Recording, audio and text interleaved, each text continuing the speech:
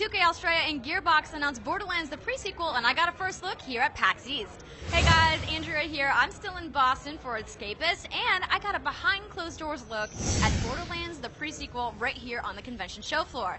Now, we already know that the story features Handsome Jack before his evil-doing ways in Borderlands 2, and that Joe plays one of 4 characters, all of whom we've met before in the Borderlands universe. The demo I saw showcased Athena, a former member of the Crimson Lance that we met in the Secret Armory of General Nox DLC. Her special ability is to use a blade-like throwing weapon called the Apsis. You can level it up similar to the skill trees that we saw in previous Borderlands games, and once again, those skill trees will have multiple branches depending on which character you choose to play as. Now, if you guys do choose to play as Wilhelm, the direction you choose to go with his abilities will have the option to turn him into the half-machine that he eventually becomes in Borderlands 2. Now, in addition to the RPG elements, there are lots of different things about the shooting gameplay because the game is set on the moon.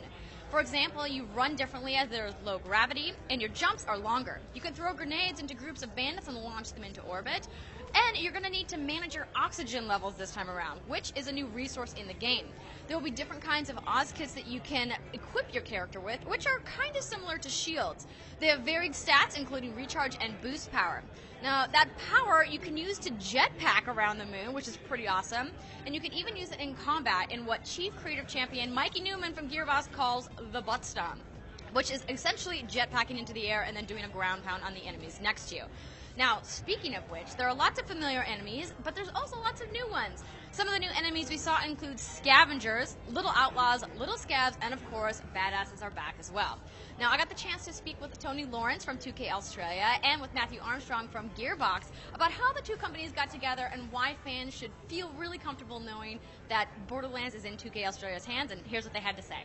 I'm with Matthew and with Tony, and you guys are working together on this game, and it just kind of came out of nowhere. I mean, how long have you guys been in development? We've been working since we, we finished working on Bioshock Infinite, and worked with these guys for that time, so more than a year now. So, how closely are you guys working together? Because you know the fans, you know your fans, they're rabid. I mean, downright scary sometimes, and they're probably like, well, who are these 2K Australia guys, right? These 2K Australia are people who are partially responsible for Bioshock. For a long time, the entire Bioshock series, they've been supporting the effort to make Bioshock, so they've got some skins on the wall. And when they came to us and we came to them and we met together and talked about doing Borderlands, they had a lot of really strong ideas, and they're a really strong set of designers. It's our baby, so we're kind of graspy, but they're really good, so we wanted to give it to them. And what ended up happening is sort of a collaborative evolution. We're working together all the time. We have people working over there. They have guys living over with us. We get on the conference call. We get emails back and forth with each other all day long. Of course, it starts later in the day because they're asleep when we're awake. That's very true, but you guys get to take some awesome work trips down under, though, right? They live in Canberra, the capital of Australia. It is gorgeous. There's kangaroos in the street. It's exactly what you think. It's kind of true, yeah. I have to ask, because a lot of people on my Twitter feed were asking me, why no Xbox One or PS4? I mean, obviously the fan base was on the 360, was on the PS3, and obviously PC, but now we have this awesome new console generation. I mean, what was the thought process behind leaving those guys out? Well, it came about with the development of this game particularly, is that this is a reaction to what the fans would really like to see. And we know the fans of Borderlands are really current console kind of people. So that has a large install base, whereas the new next gen doesn't have as much as an install base as the entire lot of Border games that's been sold. So it's really a no-brainer. Reach out to the fans in the best way we know how.